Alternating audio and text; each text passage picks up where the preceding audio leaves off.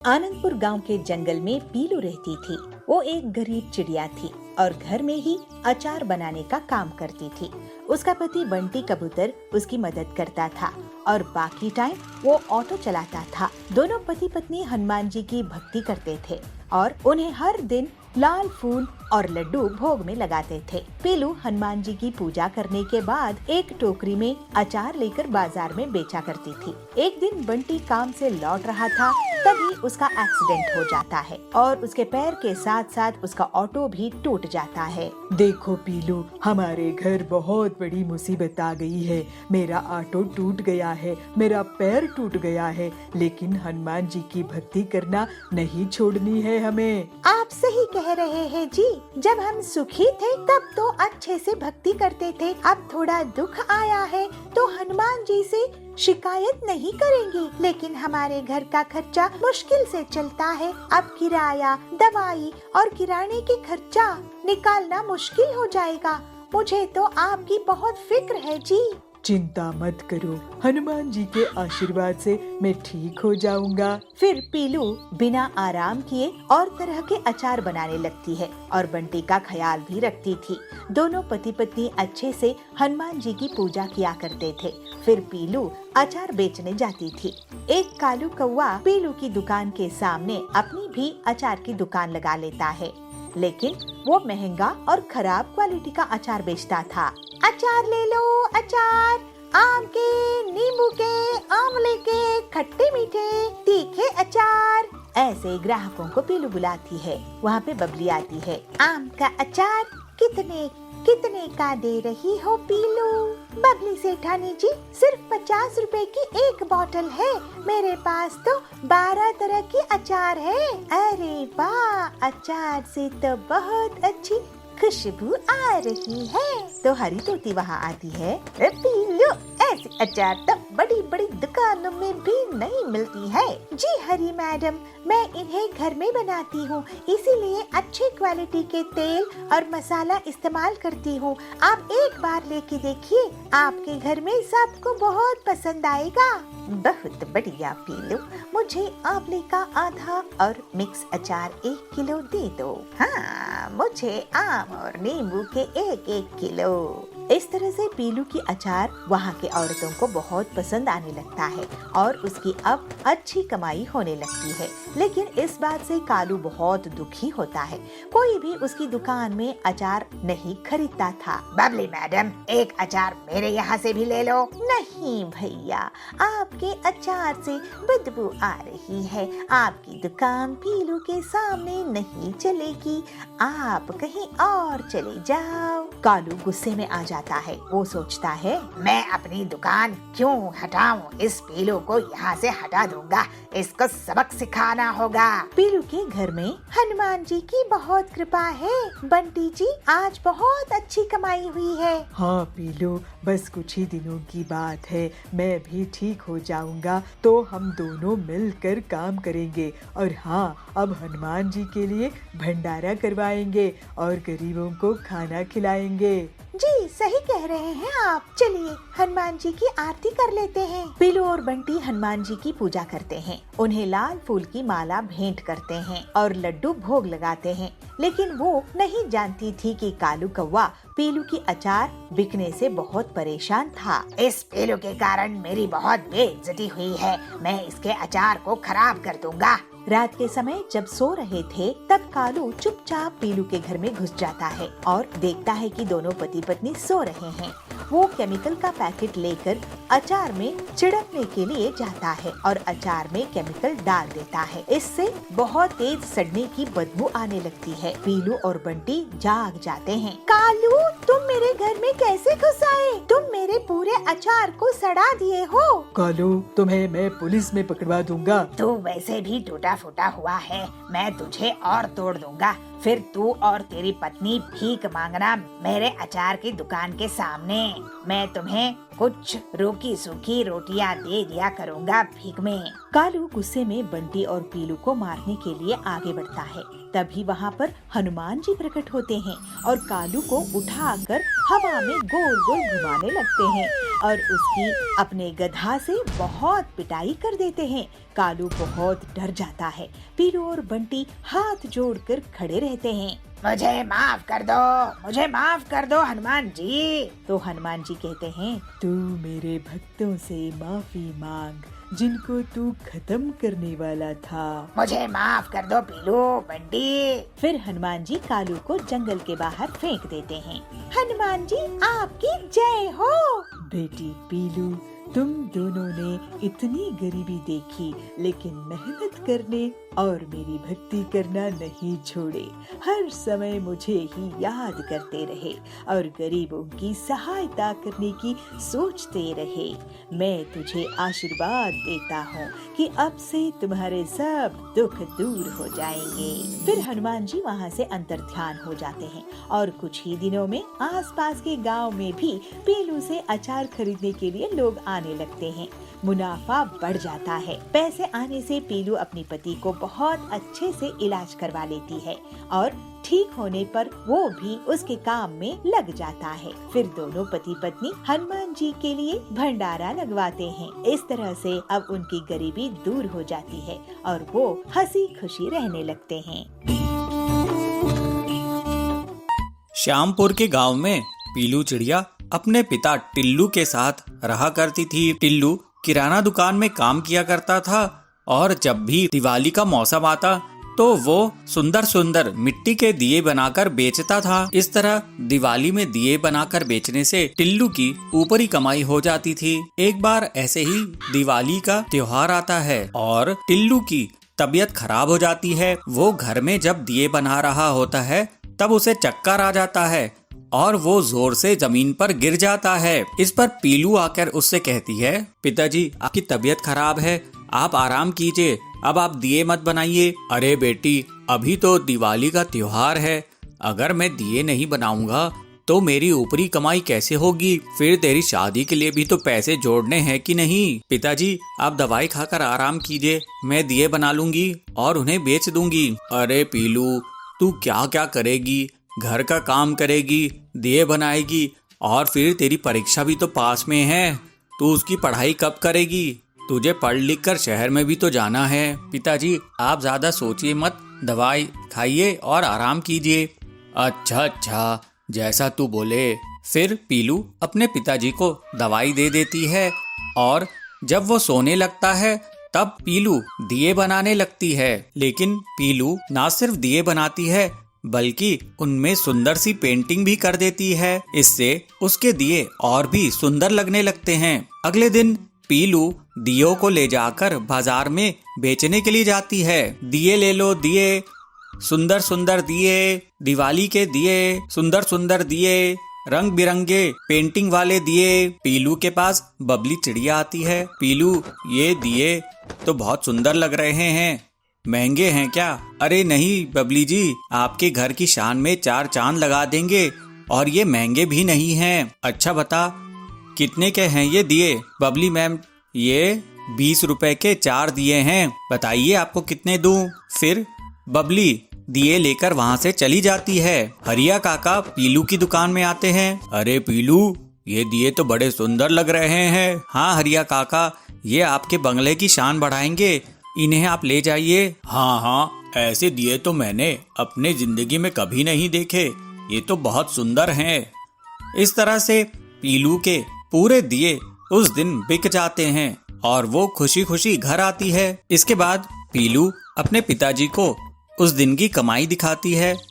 उसके पिताजी बहुत खुश होते हैं और कहते हैं, अरे वाह पीलू, तूने तो कमाल ही कर दिया, तेरे दिए वाकई में बहुत सुंदर हैं। चल अब तू भोजन कर ले, दिन भर से तू थक गई होगी। फिर पीलू भोजन करके वापस से दिए बनाने में जुट जाती है। अगले दिन पीलू दिए लेकर उस बाजार में जाती है जहाँ पर अमीर पक्षी खरीदारी करने आया करते थे। वो वहाँ देखती है कि एक बड़ी दुकान वाला एक गरीब मजदूर को डांट रहा है। तुमको मैंने 1000 दियों का ऑर्डर दिया था, लेकिन तुमने अभी तक मुझे सिर्फ 100 ही दिए दिए हैं। अब बताओ मेरे इतने बड़े बड़े अमीर ग्राहकों को मैं क्या जवाब दूंगा? माफ कर दीजिए सेठ जी, मैंने इस बार दिए बनाते समय मिट्टी में ज्यादा पानी डाल दिया तो मिट्टी पतली हो गई।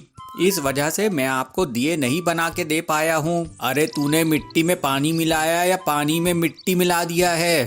तेरी वजह से नुकसान तो मेरा ही हुआ ना। ये सुनकर पीलू दुकान वाले के पास जाती है और कहती है, सेठ जी ये देखिए मेरे दिए, मेरे पास अभी 200 दिए हैं। अगर आप कहें तो मैं आपका ऑर्डर पूरा कर दूंगी। ये दिए पूरे जंगल में कोई भी नहीं बनाता है। ऐसे पेंटिंग वाले सुंदर दिए पूरे जंगल में कोई भी नहीं बनाता है। अरे वाह, ऐसे दिए तो अमीर लोगों को बहुत पसंद आएंगे। लेकिन चिड़िया, तुम 1000 दियों का ऑर्डर पूरा कर पाओगी? पीलू हाँ कहकर उसे 200 दिए देकर चली जाती है और घर में दिन रात मेहनत करती है और 1000 दियों का ऑर्डर पूरा करती है। 1000 दिए ले जाकर पीलू दुकान वाले को देती है। वाह पीलू चिड़िया, तुमने तो कमाल ही कर दिया। तुम्हारे दिए अमीर चिड़ियाओं को जरूर पसंद आएंगे। फिर अगली बार मैं तुम्हें और भी बड़ा ऑर्डर दूंगा। इस तरह से पीलू रिकॉर्ड तोड़ दिए बनाती है और उसकी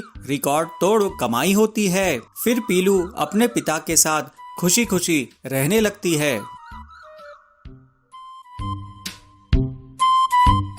भोजपुर गांव के जंगल में पीलू चिड़िया एक साधु के पास जाती है। साधु महाराज जी, मुझे कोई तरीका बताइए जिससे मैं लोगों के मन की बात जान सकूं। लोगों की मन की बात जानना बहुत कठिन होता है बेटी, लेकिन तुम्हें मैं एक सैनिटाइजर देता हूँ। तुम इससे जिस पर भी छिड़काओगी वो सच बोल पड़ेगा। अभी टीचर्स डे आने वाला है, मैं इससे बच्चों के मन की बात जान सकूंगी और उन्हें एक बेहतर स्टूडेंट बना दूंगी। ठीक है बेटी। अगले दिन फिर पीलू स्कूल जाती है और क्लासरूम में आती है। बंटी, तुमने होमवर्क क्यों नहीं किया है? ओ ना मैडम जी, टीचर्स डे की तैयारी कर रहा था तो टाइम कैसे निकला पता ही नहीं चला।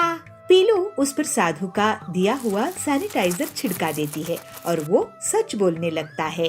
मैडम जी, मैं सो रहा था, मोबाइल में गेम खेल रहा था, होमवर्क करने का मन नहीं था और टीचर्स डे कब है मुझे पता ही नहीं।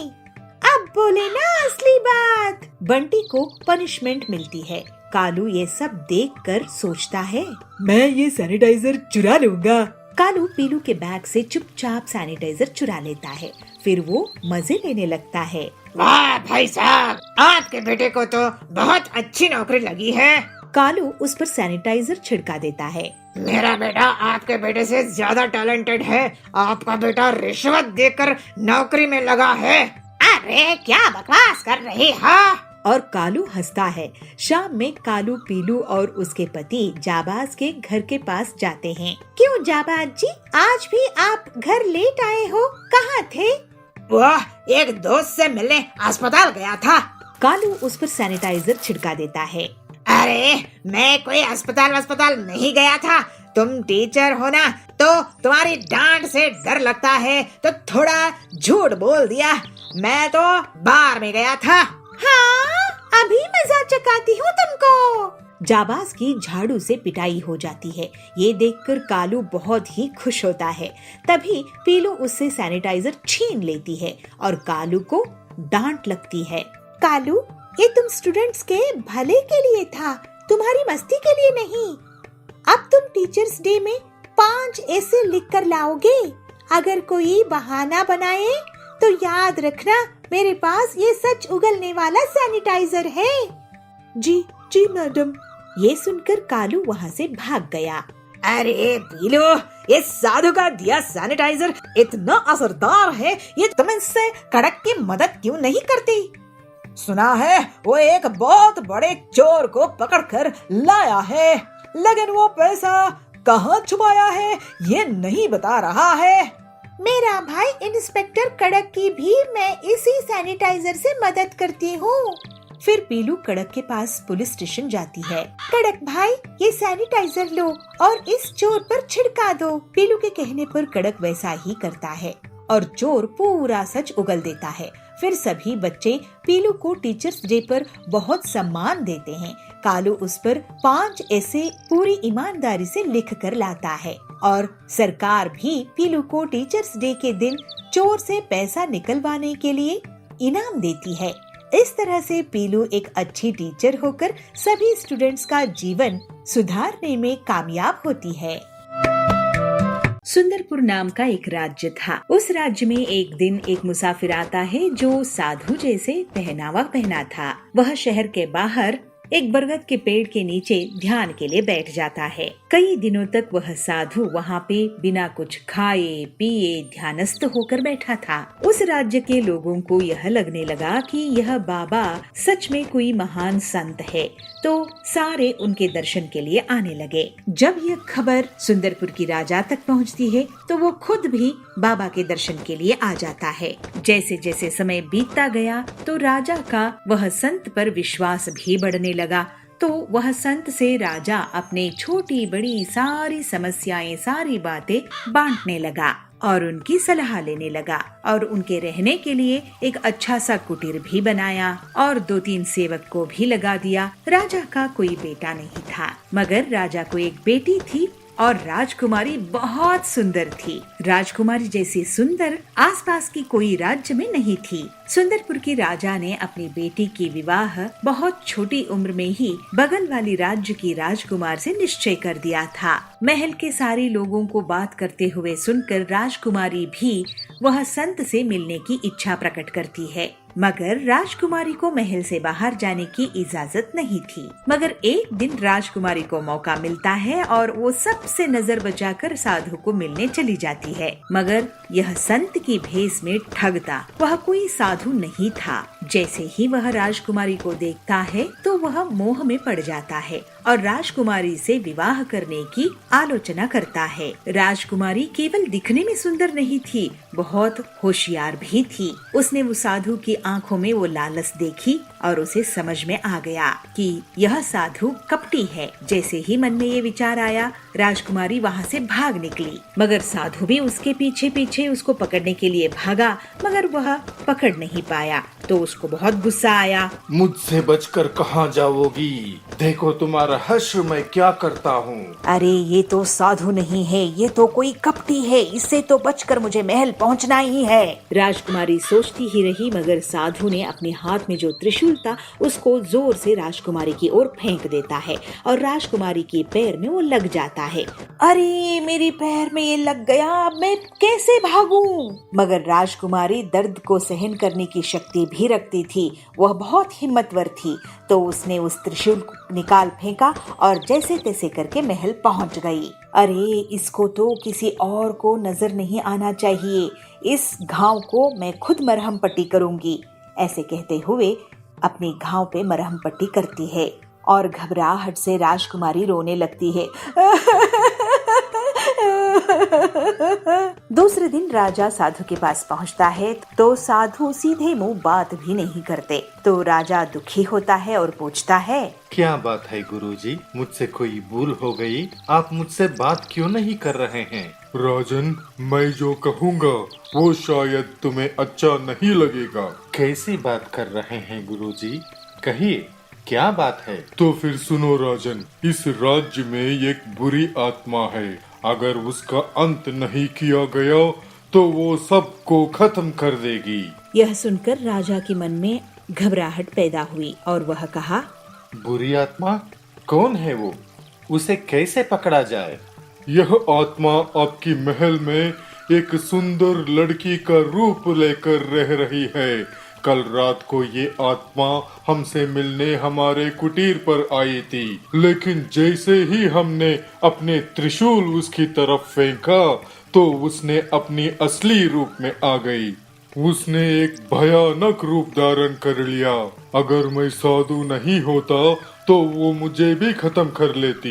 मगर गुरुजी, ये तो बताइए कि मैं उसे पहचानूंगा कैसे? ऐसे कहते हुए राजा अपनी चिंता प्रकट करता है। तब ये कपटी सन्यासी कहता है, उसे ढूंढो, उसके पैर पे त्रिशूल का घाव है। अपनी राज्य में डंका बजा दो, मिलते ही उसे कैद कर लो, फिर मैं बताऊंगा आगे क्या करना है। यह सुनकर चिंतित राजा अपनी महल की ओर दौड़ता है और महल की कर्मचारी को बुला के कहता है कि जिसकी पैर पे त्रिशूल की निशान है उस लड़की को ढूंढने के लिए। उसके महल के नौकर और सैनिक पूरे राज्य में ढूंढते हैं मगर उनको ऐसी कोई लड़की नहीं मिलती है।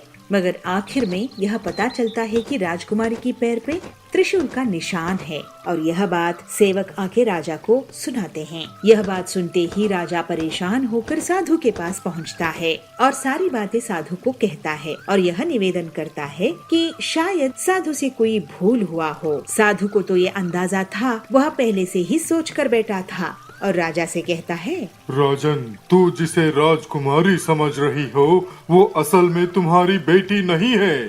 तुम्हारी असली बेटी को पैदा होते समय एक जादूगरनी ने चुरा लिया था और उसे इस बुरी आत्मा से बदल दिया था। अब तुम पर है राजन, मेरी बात मानो या ना मानो। अगर नहीं मानोगे तो राज्य का विनाश निश्चित है। राजा को साधु पर अटूट विश्वास था, इसीलिए ज्यादा न सोचते हुए राजा ने साधु की बात मान ली और राजा अपनी बात को मान रहा है इसका भनक लगते ही साधु कहता है, एक बड़ी संदूक मेरी कुटिया में रख दो और रात होते ही किसी को भनक ना लगते हुए राजकुमारी को मेरे पास ले आओ। राजा बिल्कुल वैसे ही करता है जैसे साधु ने कहा था और राजा और साधु दोनों मिलकर उस संदूक में राजकुमारी को डालकर उसको बंद कर देते हैं और रात को ही उस संदूक को नदी में बहा दिया। उसके बाद राजा महल चला गया और साधु अपने कुटीर। मगर साधु को अभी भी संतुष्टि नहीं मिली थी क्योंकि वह खुद राजकुमारी को सजा देना चाहता था। इसलिए कुटिया में पहुँचते ही अपने 2 शिष्यों को बुलाते हैं और कहते हैं कि उन्हें सपने में भगवान के दर्शन हुए और भगवान ने कहा है कि नदी में तैरते हुए संदूक एक उनको मिलेगी और उस संदूक में बहुत कीमती चीज है और इसलिए दोनों शिष्यों को कहता है कि वो तुरंत जाए और वो संदूक को ढूंढ के कुटीर में ले आए। गुरु की बात सुन के दोनों शिष्य नदी की ओर चल पड़ते हैं। अगले दिन पड़ोस की राज के राजकुमार नदी किनारे शिकार पर आए थे। अचानक राजकुमार की नजर नदी में तैरते हुए संदूक पर पड़ती है और वह सैनिकों को तुरंत वह संदूक बाहर निकालने की आदेश देते हैं। इतनी बड़ी संदूक को देख के राजकुमार को थोड़ा आश्चर्य तो हुआ मगर वह संदूक को खोल के देखने की निश्चय करते हैं और खोलते हैं। जैसे ही संदूक खोलता है तो वह आश्चर्य और बढ़ जाता है क्योंकि संदूक में बहुत सुंदर सी एक कन्या थी। इतनी सुंदर कन्या राजकुमार ने पूरी अपनी जिंदगी में कभी नहीं देखा था। राजकुमारी डरते ही संदूक से बाहर आती है और राजकुमार को सब कुछ बताती है। राजकुमार भी स्वयं अपना परिचय देते हैं कि वो पड़ोस की राजकुमार है जिसकी शादी राजकुमारी के साथ बचपन में तय हुई थी। राजकुमार राजकुमारी को सांत्वना देते हुए कहते हैं कि वह तुरंत वहीं पे गांधर्व विवाह करेंगे और उन दोनों ने गांधर्व विवाह कर लिया और सैनिकों को राजकुमार आदेश देता है कि उस पेटी में एक जंगली बंदर को बंद करके फिर से नदी में बहा दिया जाए। राजकुमार राजकुमारी के साथ अपने महल वापस चला जाता है। इधर साधु के दोनों शिष्य पेटी को नदी में तैरते हुए देखते हैं और उस संदूक को ले जाकर साधु की कुटीर में रख देते हैं। पेटी को देखकर साधु को बहुत संतोष होता है और वह दोनों शिष्यों को कहता है जब तक वो ना कहे तब तक कुटिया के अंदर ना आए और कुटिया के बाहर पहरे पे खड़े हो जाएं। फिर क्या था, साधु ने कुटिया की दरवाजा बंद किया और संदूक को खोला।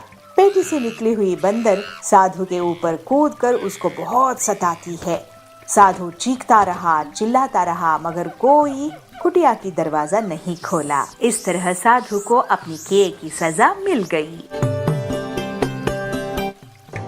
एक जंगल में पीलू चिड़िया अपने पिता टिल्लू और अपनी माँ बबली के साथ रहा करती थी। टिल्लू खेती करके अपने परिवार का भरण पोषण करता था। मुखिया रहा करता था जो पक्षियों की जमीन को जबरदस्ती हड़प लिया करता था और जो भी पक्षी उसका विरोध करते वो उसे मरवा देता था। एक दिन टिल्लू अपने खेत में काम कर रहा था। तभी मुखिया टिल्लू के खेत पर पहुंचता है। मुखिया के साथ उसके कुछ गुंडे भी रहते हैं। अरे टिल्लू, ये खेत तू मेरे नाम कर दे, उसके बदले में मैं तेरा पूरा कर्ज माफ कर दूंगा। टिल्लू कहता है, कैसा कर्ज मुखिया जी, मैंने तो आज तक आपसे कोई कर्ज लिया ही नहीं। इस पर मुखिया उसे धमकाते हुए कहता है, अच्छा तूने मुझसे कर्ज नहीं लिया, ये देख कागजात, इस कागजात में तूने मुझसे पूरे 2 लाख रुपए उधार लिए हैं और इसमें तेरा अंगूठे का निशान भी है, और अब तो ब्याज मिलाकर ये पूरे 4 लाख रुपए हो गए हैं। टिल्लू ये सब देखकर बहुत डर जाता है।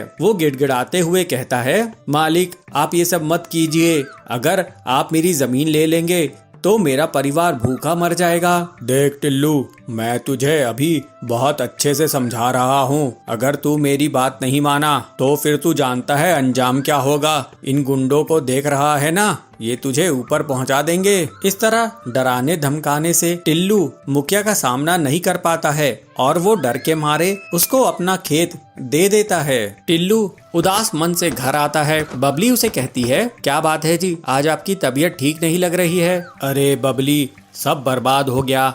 आज मुखिया खेत पर आए थे, उन्होंने फर्जी कागजात बनाए कि मैंने उनसे कर्ज लिया था, जबकि मैंने उनसे कोई भी कर्ज नहीं लिया था। अब डरा धमकाकर उन्होंने मेरी जमीन हड़प ली है। पीलू अपने पिता से कहती है, पिताजी आप मेरे साथ मुखिया के घर चलिए, मैं उससे अपना खेत वापस लेके ही आऊंगी। फिर टिल्लू पीलू के साथ मुखिया के घर चला जाता है। पीलू गुस्से में मुखिया से कहती है, बदमाश मुखिया जी, आपकी हिम्मत कैसे हुई मेरे पिताजी से खेत हड़पने की, अब उसे तुरंत वापस कीजिए। मुखिया कहता है, अरे टिल्लू, तेरी बेटी तो बहुत सुंदर दिखती है, गुस्से में तो ये और भी अच्छी लगती है। एक काम कर, तू मेरी इससे शादी करा दे, फिर तुझे तेरा खेत वापस मिल जाएगा। टिल्लू अपनी बेटी से कहता है, देखा बेटी, ये कितना बदतमीज है, ये बदमाश है, इसके मुंह मत लग, चल मैं किसी और के खेत में काम करके अपना घर संभाल लूंगा। इस तरह कुछ दिन बीत जाते हैं। फिर टिल्लू हरिया तोता के खेत में काम करने लगता है। एक दिन पीलू अपने पिता के लिए भोजन ले जा रही थी, तभी उसे किसी के करहाने की आवाज आती है। पीलू उस आवाज की तरफ जाती है तो झाड़ियों के बीच में उसे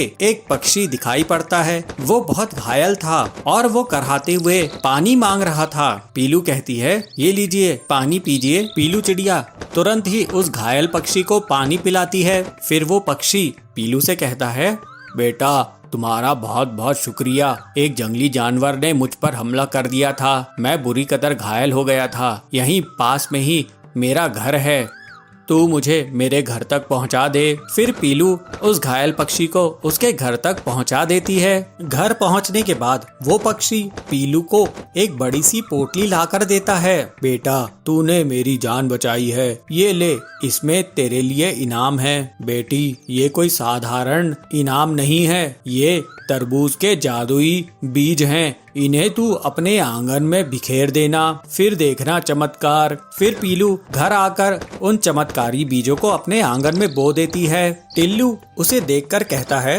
अरे पीलू ये तू क्या कर रही है। पीलू कहती है, पिताजी ये तरबूज के जादुई बीज हैं, मैंने एक पक्षी की मदद की, मैंने उसे घर छोड़ा तो उसने मुझे ये तरबूज के जादुई बीज दिए, जिसे मैं अब अपने आंगन में बो रही हूँ। कुछ ही दिनों में पीलू के आंगन में तरबूज उगाते हैं। वे बहुत ही बड़े रहते हैं। बड़े बड़े तरबूजों को देखकर पूरा परिवार बहुत खुश होता है और उन्हें टिल्लू बाजार में बेचने लगता है। तरबूज बेचने से टिल्लू की बहुत अच्छी कमाई होती है। इसके बाद से टिल्लू और उसका परिवार खुशी खुशी रहने लगते हैं।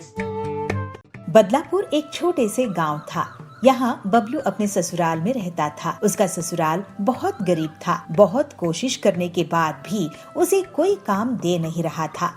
एक दिन बबलू बर्गर खा रहा था, तब उसका ससुर आकर उसे कहता है, हाँ हाँ दामाद जी, अच्छे से बर्गर खा लो, सुबह सुबह बर्गर खा लो, हम लोगों के पास चाय पीने के पैसे नहीं है, लेकिन आप ना बर्गर खा लो। क्या हुआ ससुर जी, आप इतने गुस्से में क्यों हैं? तो क्या करूं दामाद जी, घर में इतनी परेशानी है, गरीबी है, लेकिन आपको एक भी काम नहीं मिल रहा है और आप बर्गर खा रहे हो। मैं तो कह रहा हूँ आप कहीं पर मजदूरी कर लो, हम सब भी मेहनत मजदूरी कर रहे हैं। बबलू बहुत दुखी होता है।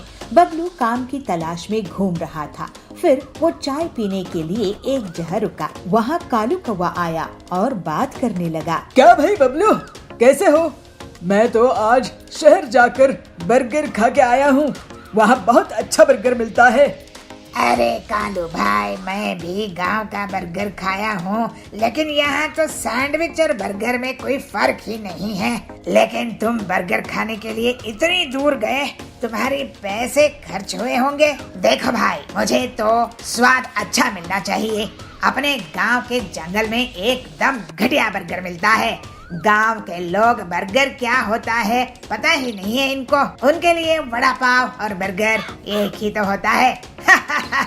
बड़ी बड़ी दुकानें खोल लेते हैं, लेकिन बर्गर पैटीज ऐसा ही फिसल जाता है। मैं ही नहीं, और भी बहुत से लोग हैं शहर जाकर बर्गर खाते हैं। मैं तो कहता हूँ बबलू भाई, कोई अपने ही गांव में छोटा सा ठेले भी बर्गर का खोल ले तो वो बहुत कमाई करेगा। ये तो आप सही कह रहे हो कालू भाई, मैं एक बार शहर जाकर बर्गर खा के आता हूँ। उसके बाद से बबलू एक दिन शहर जाकर बर्गर खा के आता है। उसके बाद वहाँ पर खाना बनाने की किताबें पढ़ता है और उससे जल्दी ही वो सभी तरह के बर्गर बनाने सीख जाता है। शहर से वापस आकर बबलू अपने दोस्तों को बर्गर्स खिलाता है। सभी को उसके अलग अलग बर्गर्स बहुत पसंद आते हैं। ससुर जी, मैं कुछ काम शुरू करने जा रहा हूँ। क्या काम शुरू करने वाले हो बबलू जी? आप इतने टाइम शहर में क्या सीख के आए हो और पैसे जमा कर लिए हो क्या?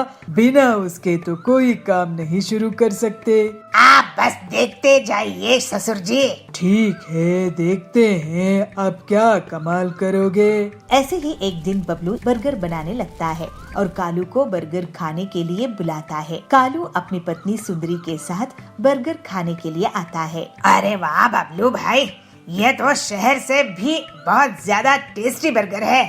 ऐसा बर्गर आप अपने गांव में बना रहे हो, मुझे तो यकीन ही नहीं हो रहा है। अब मैं शहर नहीं, आपके ही यहाँ बर्गर खाने आऊंगा। अगर तुम्हें पसंद आया है तो सभी को पसंद आएगा कालू भाई। जल्द ही बबलू की बर्गर की दुकान बहुत धूमधाम से चलने लगती है। जल्दी ही वो मुनाफा कमाकर अमीर हो जाता है। ससुर जी, आपको जानकर बहुत खुशी होगी कि मेरा बर्गर का काम बहुत अच्छा चल रहा है और मैं अपने परिवार के लिए एक घर खरीद लिया हूँ। अब हम सब जल्द ही वहाँ रहने जाएंगे। बर्गर बेचकर कौन घर खरीदता है दामाद जी? घर तो अमीर लोग ही खरीद सकते हैं। आप घर को कल ही देख लेना ससुर जी। और हाँ, आपको मैं अपने हाथ का बर्गर भी खिलाऊंगा। अगले दिन बबलू अपने ससुर को और बाकी के परिवार वालों को अपना नया घर दिखाने के लिए ले जाता है। घर देखकर सभी बहुत खुश होते हैं और अचंभित हो जाते हैं। बबलू का बड़ा सा बर्गर के आकार का घर था। अरे वाह दामाद जी, आपने तो कमाल ही कर दिया। आपने अपने काम को इतना बड़ा कर दिया कि घर भी वैसा ही बना दिया है। मैं तो आपसे बहुत नाराज रहता था क्योंकि मुझे लगता था आप आलसी और कामचोर हैं, लेकिन अब मैं बहुत खुश हूँ। अपनी मेहनत से बर्गर की दुकान चलाई और अपना घर भी बना लिया। आखिर दामाद हो तो आपके जैसा।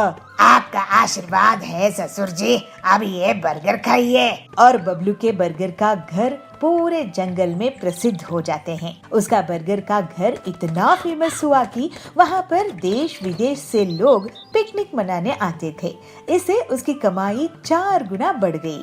अपनी मेहनत और लगन से बबलू आगे भी स्वादिष्ट बर्गर बनाता रहा और अपने परिवार के साथ खुशी खुशी रहने लगा।